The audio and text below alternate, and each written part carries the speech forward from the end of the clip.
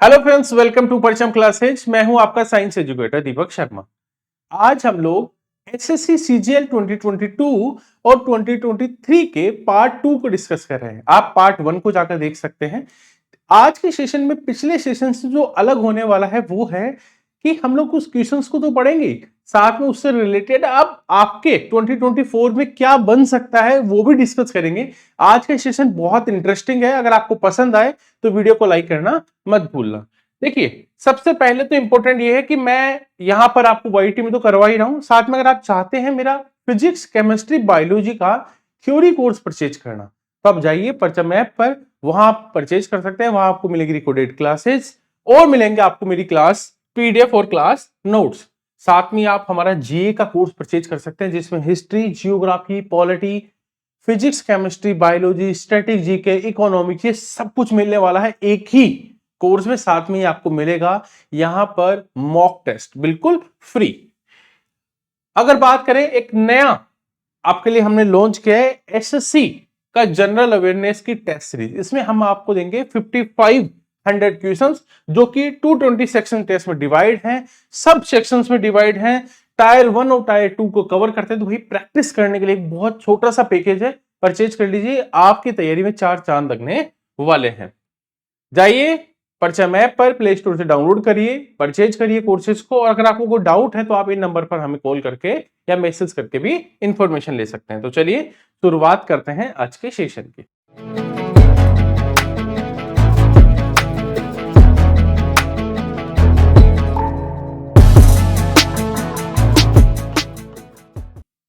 देखिए, questions exam में आया था कि वो कौन सी सेल्स हैं जिनमें न्यूक्लियस होता है और साथ में न्यूक्लियस की मेम्ब्रेन्स भी होती है। The cell which have defined nucleus with a nuclear membranes are designed at. देखो, वो है यूकैरियोटिक। कौन सी है? यूकैरियोटिक। एक्चुअल में जो सेल्स को हम लोग डिवाइड करते हैं वो 2 टाइप्स में डिवाइड करते हैं, प्रोकैरियोटिक सेल्स और यूकैरियोटिक सेल्स। देखिए, प्रोकैरियोटिक और यूकैरियोटिक, ये जो वर्ड बना है आप इसको थोड़ा सा ऐसे समझने की कोशिश करना कि प्रोकैरियोटिक, इस वर्ड में एक वर्ड है प्रो और कैरियोट्स। कैरियोट्स का मतलब होता है न्यूक्लियस। क्या होता है? कैरियोट्स का मतलब होता है न्यूक्लियस। प्रो यानी पहले, फर्स्ट, यानी जो सेल्स न्यूक्लियस के बनने से पहले थे, यानी उनमें न्यूक्लियस नहीं था, उनको कहते हैं प्रोकैरियोटिक। यूकैरियोटिक, यू का मतलब होता है ट्रू, सच्चा, रियल। तो रियल न्यूक्लियस, जिनमें न्यूक्लियस क्या होता है? सच्चा न्यूक्लियस होता है, रियल, ट्रू में, रियल में उनमें न्यूक्लियस होता है। तो जिन सेल्स में न्यूक्लियस होता है वो यूकैरियोटिक है, जो न्यूक्लियस नहीं होता वो है प्रोकैरियोटिक। ये न्यूक्लियस के पहले की वाली सेल्स है ना, जो बहुत प्रिमिटिव टाइम में सबसे पहले बनी होंगी, उन सेल्स की बात कर रहे हैं। तो प्रोकैरियोटिक और यूकैरियोटिक का हमने डिफरेंस देख लिया। देखो, एक्चुअल में जो न्यूक्लियस होता है ना, किसी भी सेल का न्यूक्लियस, उसमें क्या होता है? देखो, अगर आप यहां देख पा रहे हैं तो ये है न्यूक्लियस, और इस न्यूक्लियस के चारों ओर एक मेम्ब्रेन है ना, झिल्ली बनी है। इसमें होता है हमारा जेनेटिक मटेरियल। क्या होता है? जेनेटिक मटेरियल, डीएनए, आरएनए, हमारा जेनेटिक मटेरियल इसमें होता है। एक्चुअल में जेनेटिक मटेरियल इसमें भी होता है, लेकिन देखो इसमें आपने देखा होगा बिखरा हुआ रहता है ना। ये एक क्या है? एक ऑर्गेनल के रूप में नहीं है। यहाँ न्यूक्लियस है, उसके मेम्ब्रेन्स है, यहाँ मेम्ब्रेन्स वगैरह नहीं है, और ये बिखरा हुआ रहता है, और इसको क्या कहते हैं? न्यूक्लियोइड कहते हैं। ठीक है, 2-3 क्वेश्चन तो यहां बनते हैं। उसके बाद अगर मैं बात करूं और इनके डिफरेंस की बात करें, जैसे 2 टाइप और बनते हैं, है ना, आपको पता है, प्लांट सेल्स और एनिमल सेल्स। हमने उनको भी डिस्कस करना है आगे आने वाली किसी एमसीक्यूज में, लेकिन आज हमने यूकैरियोटिक और प्रोकैरियोटिक को डिस्कस कर लिया है। देखिए, अगर मैं बात करूं प्रोकैरियोटिक, बिल्कुल सिंपल स्ट्रक्चर है, क्योंकि बहुत पहले वाली सेल्स हैं, है ना, प्रिमिटिव टाइम की। ये डेवलप सेल है, थोड़ी कॉम्प्लेक्स स्ट्रक्चर होता है, दिख ही रहा है, देखो कितना कॉम्प्लेक्स है ना। इसमें क्या होता है? इसमें होती है, ये छोटी साइज के होते हैं, स्मॉल साइज होते हैं, ये लार्ज साइज होते हैं। इनमें सेल वॉल जो है वो पेप्टिड ग्लाइकोन की बनी होती है, सेल वॉल जो सेल के चारों ओर है ना, और ये इसमें काइटिन की बनी होती है। ठीक है, इसमें ये यूनिसेल्युलर होते हैं। ठीक है, ये यूनिसेल्युलर भी होते हैं, मल्टीसेल्युलर भी होते हैं। यानी यूनिसेल्युलर और मल्टीसेल्युलर का जो डिफरेंस है, यूनिसेल्युलर वो ऑर्गेनिज्म जो एक सेल से मिलकर डेवलप हुए हैं, और मल्टीसेल्युलर जहां एक से ज्यादा सेल्स की बात की जा रही है। ठीक है, अगर मैं बात करूं इसमें कोई ऑर्गेनल नहीं होते, इसमें देखिए बहुत सारे ऑर्गेनल है। देखो यहां पर है ना, एंडोप्लाज्मिक रेटिकुलम है, राइबोसोम्स है, क्लोरोप्लास्ट है, गोल्जी काय है, माइटोकॉन्ड्रिया है, ये है ना, ये सारे हैं, लेकिन इसमें नहीं है। इसमें राइबोसोम्स तो इसमें भी होते हैं, लेकिन उतने डेवलप नहीं होते, है ना। जो राइबोसोम्स का काम क्या है, प्रोटीन सिंथेसिस, प्रोटीन का संश्लेषण करना होता है राइबोसोम्स का काम, ठीक है। चलिए नेक्स्ट क्वेश्चन, अगर हम बात करें who is father of taxonomy, अगर टेक्सोनोमी के फादर की बात करते हैं तो वो है कार्ल लिनियस। आपको पता है कार्ल लिनियस, लेकिन टेक्सोनोमी में भी हमारे दिमाग में इससे ज्यादा और क्या क्वेश्चंस बनते हैं और एग्जामिनर क्या सोचता है इसके बारे में, कि which step of taxa are followed for classification of animals, कौन कौन से स्टेप्स हैं जो कि हम लोग टेक्सोनोमी में फॉलो करते हैं किसी भी एनिमल की क्लासिफिकेशन में। एक तो ये वाली बात। दूसरा क्वेश्चन इसमें बनता है what is the basic unit of classification is taxonomy, और जब हम लोग टेक्सोनोमी करते हैं तो उसके बेसिक जो यूनिट है वो क्या है। ये तो क्वेश्चन आया था, इससे रिलेटेड ये दो क्वेश्चन यहां पर बनते हैं। अगर मैं बात करूं तो देखिए जो स्टेप्स फॉलो करते हैं वो इस तरह से हैं, और इस इमेज में भी मैं आपको बताता हूं। सबसे पहले क्या होता है कि वो डोमेन क्या है, वो डोमेन क्या है, तो डोमेन भाई यूकैरियोटिक्स है। आपको पता है ह्यूमन जो है, इंसान जो है ह्यूमन से, वो कहते हैं यूकैरियोटिक्स होते हैं। अब इनमें किंगडम की बात करते हैं, फर्स्ट होता है किंगडम, तो ये हम लोग ह्यूमन को एनिमेलिया किंगडम में काउंट करते हैं, तो पहले किंगडम आएगा, ठीक है। उसके बाद में फाइलम, अब भाई फाइलम है कोर्डेटा में आता है तो फाइलम। क्लास, क्लास क्या है, यहां पर मेमिलिया है। उसके बाद ऑर्डर है ना, ऑर्डर है प्रिमेट्स है, फैमिली है होमोडाइट्स है, जीन्स है होमो और सेपियंस है स्पीसीज। यानी एक्चुअल में एग्जाम में मैंने ह्यूमन का देखे तो एग्जांपल दिया है, अगर एग्जाम में पूछेगा तो वो पूछेगा इनमें से कौन सी स्टेप सही है, और वहां बहुत सारी होंगी, वहां रीअरेंज होंगी, यानी वहां पर ऑर्डर पहले होगा, फाइलम बाद में होगा, फैमिली पहले होगी, स्पीसीज बाद में होगी। लेकिन ध्यान रखना kingdom, phylum, class, order, family, genes और स्पीसीज, ठीक है। अब वो पूरा की बेसिक यूनिट क्या है, ठीक है। तो भाई बेसिक यूनिट जो है वो टेक्सोनोमी की स्पीसीज, देखिए सबसे लास्ट में आपके देख रहे हैं स्पीसीज, तो ये क्या है, ये क्लासिफिकेशन की क्या है, क्लासिफिकेशन ऑफ टेक्सोनोमी की बेसिक यूनिट है। The species is the smallest taxon and the fundamental unit of taxonomy. तो अगर वो पूछे कि फंडामेंटल यूनिट कौन सी है तो भी आपको स्पीसीज बताना है, वो आपको स्मॉलेस्ट टेक्सोन पूछे तो भी आपको यही बताना है, ठीक है। तो ये हो गया हमारा। अब नेक्स्ट क्वेश्चन एग्जाम में पूछा था 2022 में, who discovered the vaccine for small pox. देखो स्मॉल पॉक्स की जो वैक्सीन है वो एडवर्ड जेनर ने डिस्कवर की थी, ठीक है। और देखो इस तरह से इसमें क्या होता है, ह्यूमन बॉडी में छोटे छोटे चिकदे बन जाते हैं और पूरी बॉडी में हो जाते हैं स्मॉल पॉक्स, है ना। अगर आपने बहुत पहले देखा हो तो ऐसा हो जाता है। इसकी वैक्सीन जो डिस्कवर की वो एडवर्ड जेनर ने की। अब एग्जाम में जो क्वेश्चंस बन रहे हैं वो क्या है कि एडवर्ड जेनर ने जो स्मॉल पॉक्स की जो वैक्सीन डिस्कवर की वो कब की।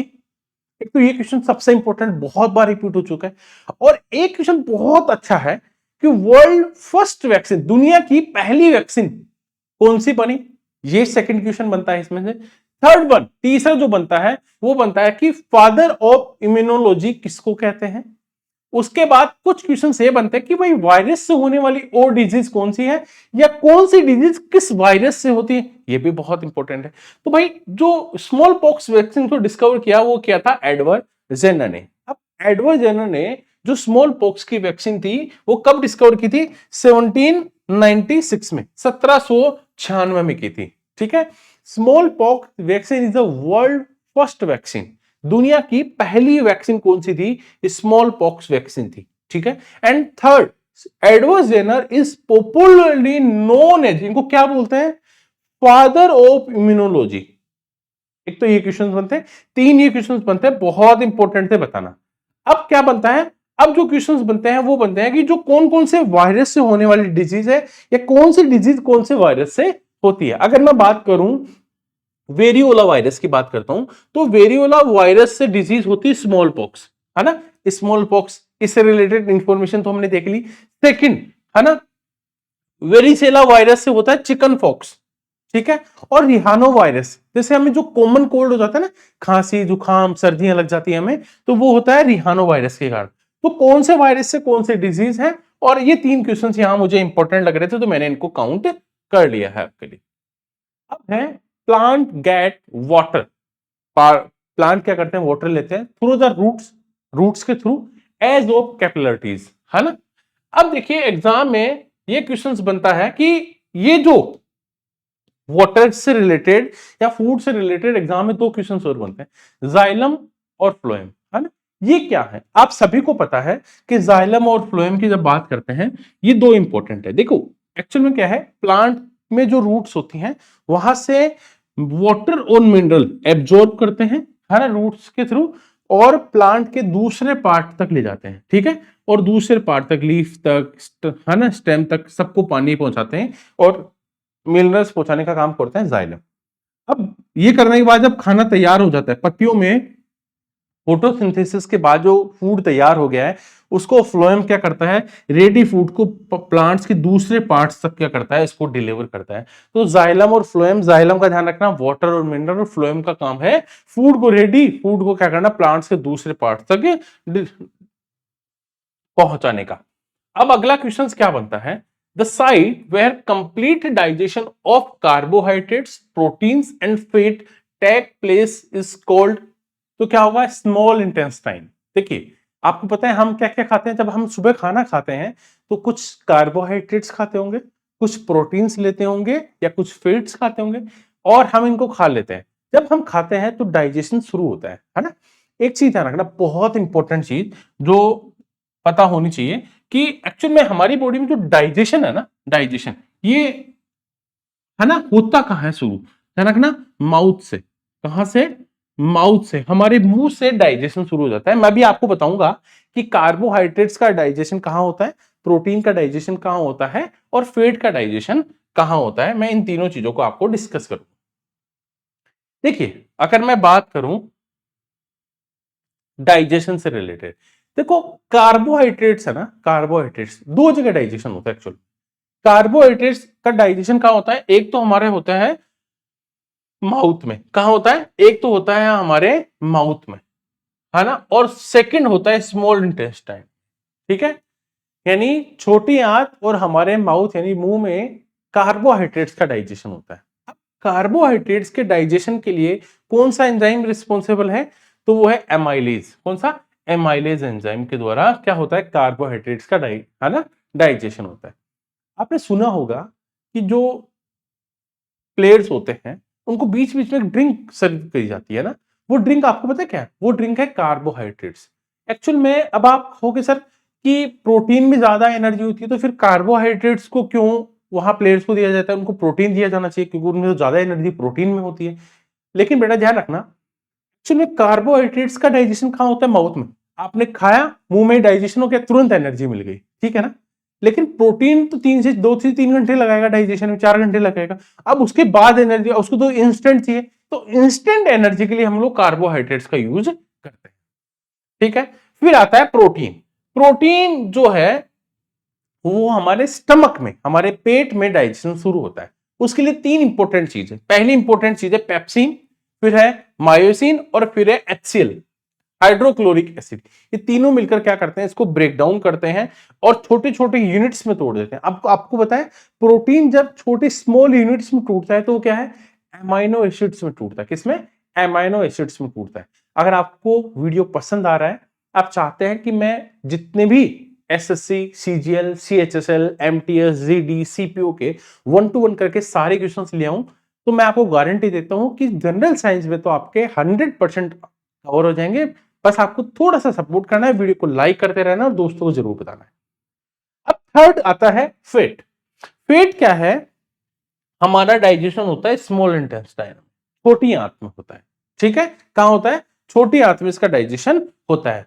और पैनक्रियाज रिलीज करता है लाइपेज, है ना, जिसमें क्या होता है, बिल मिक्स होता है, एमएलसी फैट्स होते हैं जो क्या करते हैं, है ना, फैट को डाइजेशन करने में काम करते हैं, उसको छोटे छोटे टुकड़ों में तोड़ने का काम करते हैं। यही तो है। अब एक्चुअली डाइजेशन क्या है, बड़े स्मॉल पार्टिकल्स को, लार्ज पार्टिकल्स को स्मॉल पार्टिकल्स में तोड़ना, ये तो डाइजेशन एक्चुअल में, है ना। अगर मैं बात करूं तो एक इमेज और आपके सामने रखता हूं। ये इमेज क्या है, ये बता रही है कि कहां पर कौन सा पार्ट डाइजेशन हो रहा है। देखिए यहां है कार्बोहाइड्रेट्स, यहां है लिपिड्स, है ना, यहाँ है प्रोटीन्स, ठीक है। अगर मैं बात करूं कार्बोहाइड्रेट, देखो है ना, कार्बोहाइड्रेट्स टूटता है पॉलीसेकेराइड्स में और फिर टूटता है डाइसेकेराइड्स में, ठीक है। और ये डाइसेकेराइड या पॉलीसेकेराइड टूटकर कहां जाते हैं, मोनोसेकेराइड। अब आपको पता है मोनो और डाई, तो मोनो सबसे छोटी यूनिट है, तो टूटना ही तो है, ब्रेकडाउन तो कर रहे। तो यहां कार्बोहाइड्रेट्स क्या था, डाइसेकेराइड था, है ना, या पॉलीसेकेराइड्स थे, वो टूटकर कहां आ गए, वो मोनोसेकेराइड्स में टूट गए। लिपिड्स, लिपिड्स क्या होता है आपको पता है, लिपिड्स हाँ हमारे कहा पैनक्रियाज या लीवर से डाइजेशन होता है, ठीक है। और कहा फैटी एसिड्स में टूट जाते हैं, ठीक है, फैटी एसिड्स में टूट जाते हैं। थर्ड अगर मैं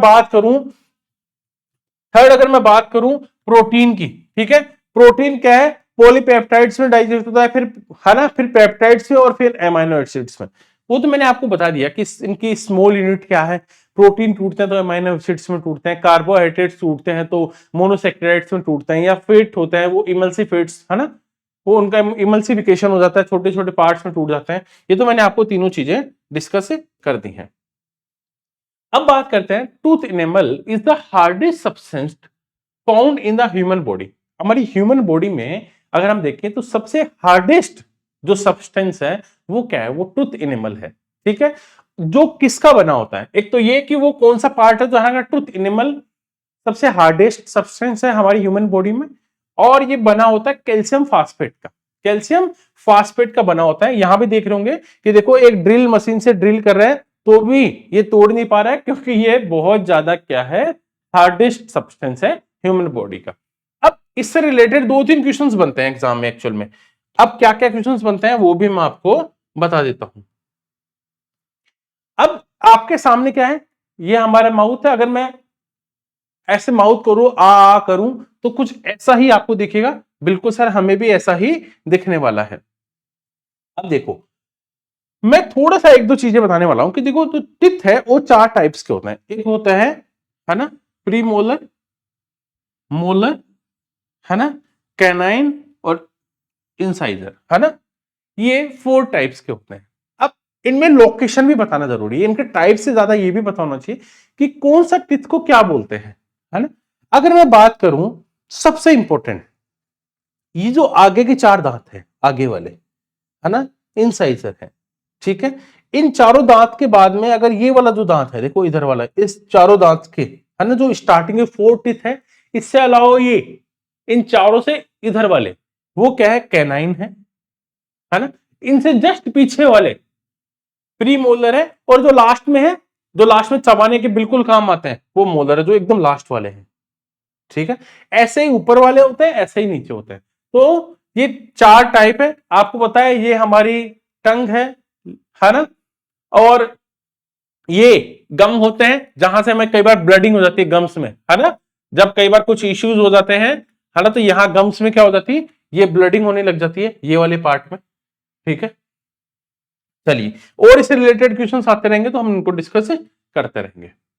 विच फ्यूल कोज मिनिमम एनवायरमेंटल पोल्यूशन, वो सबसे कम पोल्यूशन जो है वो, अगर हम उसको यूज करेंगे तो सबसे कम पोल्यूशन होगा। यानी मैं ये कहूं ये फ्यूल है, उस फ्यूल को कहेंगे हम hydrogen fuel. Hydrogen fuel actual में क्या है, हमारे एनवायरनमेंट के लिए बहुत अच्छा है। और विदेशों में यानी जर्मनी, इटली, ऐसे कंट्रीज में तो अब हाइड्रोजन से रिलेटेड बस चल रही हैं, ट्रेन चल रही है, और हम भी धीरे धीरे हाइड्रोजन में आ रहे हैं, क्योंकि ये फ्यूचर फ्यूल बोलते हैं हाइड्रोजन को। क्या बोलते हैं, भविष्य का ईंधन बोलते हैं हाइड्रोजन को, क्योंकि इसमें पोल्यूशन सबसे कम होगा। अब इसमें क्वेश्चंस क्या बनते हैं एक्चुअल में, अब इसमें पहला क्वेश्चन तो यही बनता है कि हाइड्रोजन से रिलेटेड पूछेगा कि हाइड्रोजन कैसी गैस है। हाइड्रोजन कलरलेस है, ओडोरलेस है, ना तो उसका कोई कलर है ना इसमें कोई स्मेल है, ठीक है। टेस्टलेस है, इसका कोई टेस्ट नहीं है, फ्लेमेबल गैस है, सब्सटेंस, है ना, हाइड्रोजन। उसके बाद अगर मैं हाइड्रोजन से बात करता हूं तो हाइड्रोजन को हम लोग नेचर में इनके तीन आइसोटोप्स हैं, थ्री आइसोटोप्स हैं, आपको पता है हाइड्रोजन। और हाइड्रोजन हमारे पीरियोडिक टेबल में सबसे फर्स्ट एलिमेंट है। क्या है, फर्स्ट एलिमेंट है। जब तो बोलते हैं हम लोग पीरियोडिक टेबल में hydrogen, helium, lithium, beryllium, boron, carbon, nitrogen, तो सबसे पहले हाइड्रोजन। एक्चुअल में हाइड्रोजन है ना, हाइड्रोजन ये ग्रुप 1 का मेंबर है। किसका है, ग्रुप 1 का मेंबर है, लेकिन कभी कभी ये ग्रुप 17 की तरह बिहेव करता है, यानी होलोजन जो गैसेज हैं उनकी तरह बिहेव करता है। इसीलिए ना यहां का है ना वहां का है, या यहां भी है और वहां भी है, कि कॉन्सेप्ट के कारण ही हम लोग हाइड्रोजन को, है ना, न्यूट्रिलिस एलिमेंट यानी आवारा तत्व भी कहते हैं। इसके 3 आइसोटोप्स हैं। पहला आइसोटोप है प्रोटियम, सेकंड है ड्यूटेरियम एंड थर्ड, तीसरे नंबर का है ट्रिटियम। तो 3 हो गए इंपॉर्टेंट, है ना। आपको 3 आइसोटोप्स मैंने बता दिए। अब इससे अलावा इनके कुछ यूज है, जैसे ड्यूटेरियम जो है, जो इसका सेकंड आइसोटोप है, वो अगर उसकी बात करते हैं तो उसका यूज होता है क्या, हैवी वाटर बनाने में। हैवी वाटर, अब हैवी वाटर का फॉर्मूला क्या है, D2O। क्या है, D2O। यानी अगर आपको पूछे कि हैवी वाटर का फॉर्मूला D2O या किससे रेडी होता है, तो हाइड्रोजन के आइसोटोप्स ड्यूटेरियम से इसको डेवलप किया जाता है। अगर मैं बात करूं इससे अलावा इंपॉर्टेंट क्या बनता है, हैवी वाटर का यूज हम लोग न्यूक्लियर रिएक्टर में करते हैं। अब भाई न्यूक्लियर रिएक्टर में क्या करते हैं, न्यूक्लियर मॉडरेटर के फॉर्म में काम करते हैं। किसमें, न्यूक्लियर मॉडरेटर के फॉर्म में। ये क्या करता है, ये कंट्रोल करता है रिएक्शंस को। क्या करता है, रिएक्शंस को कंट्रोल करता है। लेकिन थर्ड वन, तीसरा जो ट्रिटियम है, ये हाइड्रोजन का ओनली रेडियो एक्टिव आइसोटोप है ना, रेडियो एक्टिव आइसोटोप है, या मैं कहूं ग्रुप 1 का। ठीक है, चलिए इससे अलावा क्या बनता है, नेक्स्ट क्वेश्चन बताया, which vitamin also known as retinol. तो आंसर है विटामिन ए। अब एग्जाम में एक क्वेश्चन तो यही बनता है कि कौन से विटामिन फेट और वाटर सोल्यूबल है। एक तो ये क्वेश्चन बनता है। तो पहले तो इस क्वेश्चन को डिस्कस करते हैं कि जो फेट और जो वाटर में जो सोल्यूबल है, अगर मैं बात करूं वाटर सोल्यूबल, तो vitamin B1, B2, B3, B4, B5, B6, B7, B9, B12 और विटामिन सी। यानी विटामिन बी और विटामिन सी क्या है, वाटर सोल्यूबल है। जबकि विटामिन ए, डी, ई और के है फेट सोल्यूबल।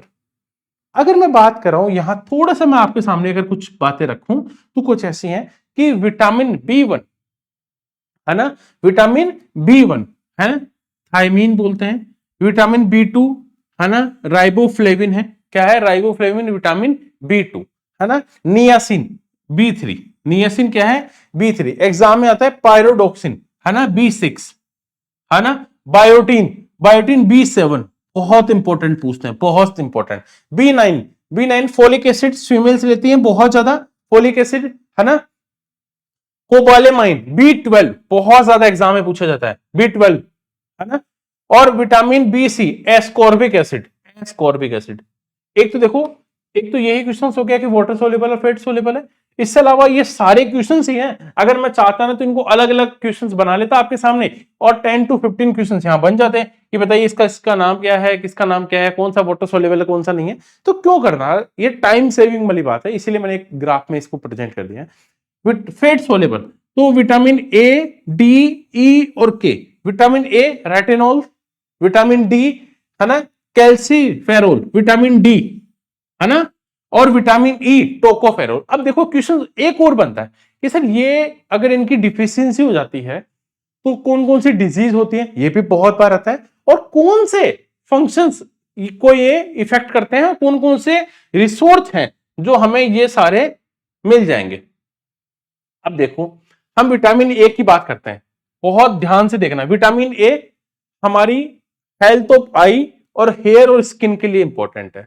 यानी विटामिन ए का मतलब अगर ये उसकी डिफिशियंसी हुई तो हमारी आंखों में प्रॉब्लम होगी, हमारे बालों में प्रॉब्लम होगी और हमारी स्किन में प्रॉब्लम होगी। मिलेगा कहां, कैरेट में, गाजर में मिलता है, मिल्क में मिलता है ना, लीवर ऑयल में मिलता है। ये सब गाजर खा सकते हो, मिल्क प्रोडक्ट खा सकते हो, है ना, कोई भी, या लीवर ऑयल्स भी खा सकते हो, उसके सोर्स है। और कमी हो जाएगी, हमारी आंखें ड्राई हो जाएंगी, मैंने बोला आंखों से रिलेटेड, है ना, नाइट ब्लाइंडनेस की डिजीज आ जाएगी, कोर्निया फेल हो जाएगा, हमारी आंख का कोर्निया। अब आता है vitamin B complex. B complex तो आपको पता है बहुत बहुत बहुत इंपॉर्टेंट है। Functions, utilization of carbohydrates, protein and formation of RBC में हेल्प करता है।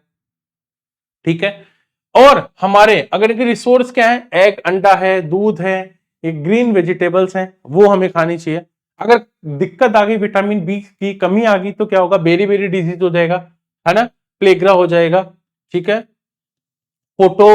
फोटोफोबिया हो जाएगा, हम हमारी मेमोरी को लॉस कर देंगे, लॉस ऑफ मेमोरी डिजीज हो जाएंगी।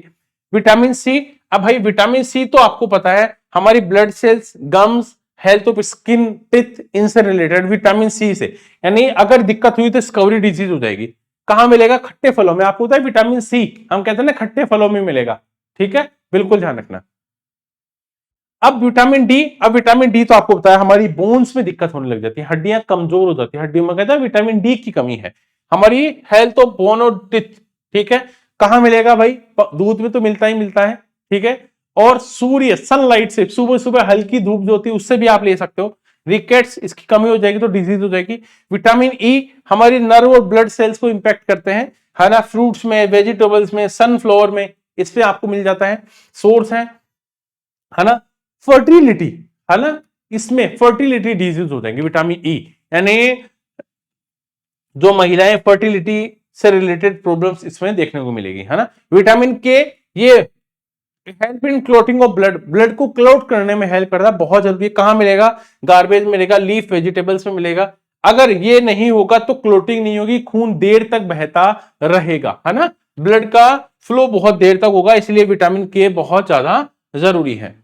अब आते हैं, है ना, genome is known as, exam में आया था, ये एक स्ट्रेंजर केस है। अब इसमें जो क्वेश्चंस मुझे जो लगते हैं, एक तो ये बनता है कि कौन कौन से, एक तो जीनोन क्या है, एक तो ये क्वेश्चन बनता है ना, एक तो ये क्वेश्चन बनता है, और मैं आपके सामने एक दो पॉइंट्स यहां रखता हूं। देखो, ये जो स्ट्रेंजर गैस है ये तो है ही, ये जितने भी गैस है, हीलियम है, नियोन है, ऑर्गन है, क्रिप्टॉन है, जीनोन है और रेडोन है, एक्चुअल में एक तो ग्रुप 18 के मेंबर है। किसके मेंबर है?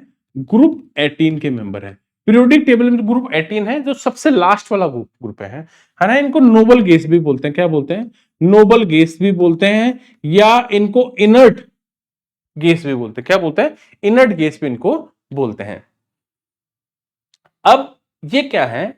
एक्चुअल में ये नोबल गैस है। जो ग्रुप 18 की जो खास बात है ना, वो ये है कि ये इनका जो ये ऑक्टेव लॉ को फॉलो करते हैं, यानी कि इनके, है ना, जो लास्ट ग्रुप में, है ना, क्या होते हैं, इस लास्ट ग्रुप में ये ऑक्टेव लॉ को फॉलो करते हैं, यानी इनके आखिरी जो पीरियड है उनमें क्या होते हैं, 2 या 8 इलेक्ट्रॉन्स होते हैं, यानी ये अपनी लाइफ में सेटल होते हैं, इनकी किसी की कमी नहीं होती, है ना।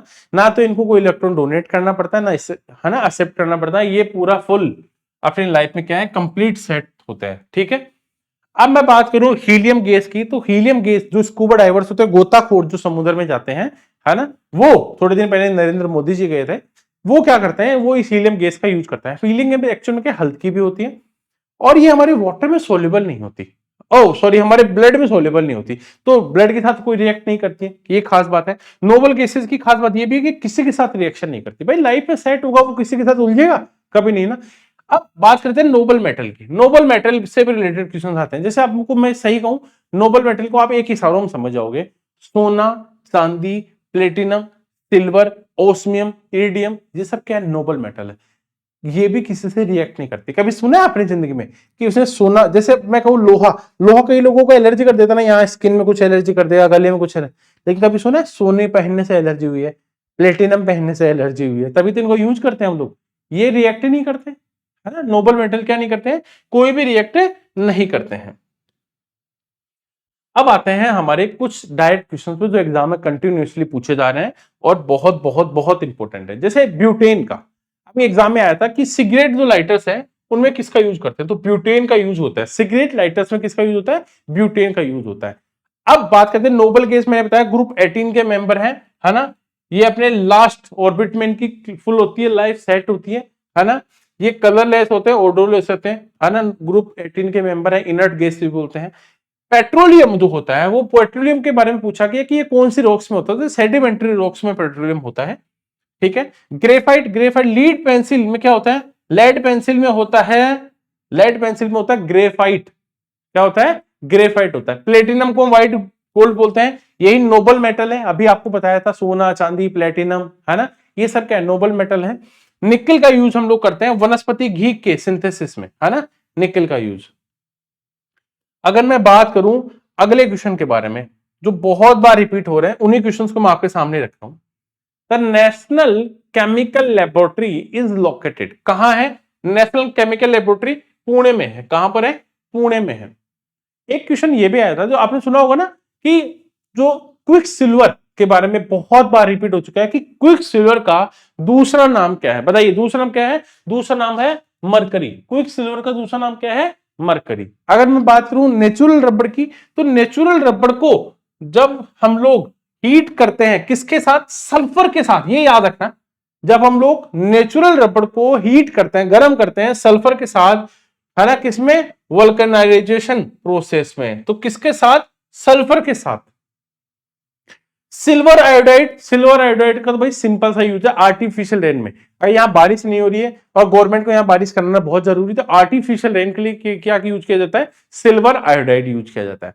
आपको कोई पूछे कि सबसे लाइटेस्ट, सबसे हल्का एलिमेंट कौन सा है, एलिमेंट यूनिवर्स में, तो वो है हाइड्रोजन। सबसे हल्का lightest element in the universe is hydrogen. Germanium और सिलिकॉन से रिलेटेड आता है, इनका यूज कहां होता है? तो सेमीकंडक्टर्स में होता है कॉमनली इनका यूज। ठीक है, अभी देखिए मैं वोट देकर आया हूं, हमारे यहाँ राजस्थान में वोट हो गए हैं फर्स्ट चरण के, अभी वोट हुए थे, ये वोट देकर आया हूं। ये जो इंक आपको दिख रही है ये सिल्वर नाइट्रेट है, इसको वोटिंग इंक में इसका यूज करते हैं, और पहली बार 1962 में मैसूर में इसका यूज हुआ, तो सिल्वर नाइट्रेट का यूज करते हैं वोटिंग इंक में, है ना। एक क्वेश्चन ये बनता है कि लो डेंसिटी कौन सी है और कौन से एलिमेंट की हाईएस्ट डेंसिटी होती है? तो हाइड्रोजन की लोवेस्ट डेंसिटी होती है, जबकि ओस्मियम की क्या है? हाईएस्ट डेंसिटी एलिमेंट है। तो आज की क्लास में हमने बहुत सारी क्वेश्चंस को पढ़ा, उससे रिलेटेड अगर आप देखोगे ना तो एक एक क्वेश्चन में, जैसे विटामिन के क्वेश्चन में 15 से 20 क्वेश्चन उसी एक सिंगल इमेज में थे। यही मेरा मेन पर्पज है कि कम टाइम है, क्योंकि मुझे SSC, CGL, CHSL, MTS, GDO, CPU के सारे क्वेश्चंस जो पिछले 3 से 4 सालों में पूछे गए कम से कम वो मैं आपको कवर करवा दूं। तो अगर आपको वीडियो पसंद आए तो वीडियो को लाइक करना, अपने दोस्तों को शेयर करना। Thank you everyone, bye bye, take care.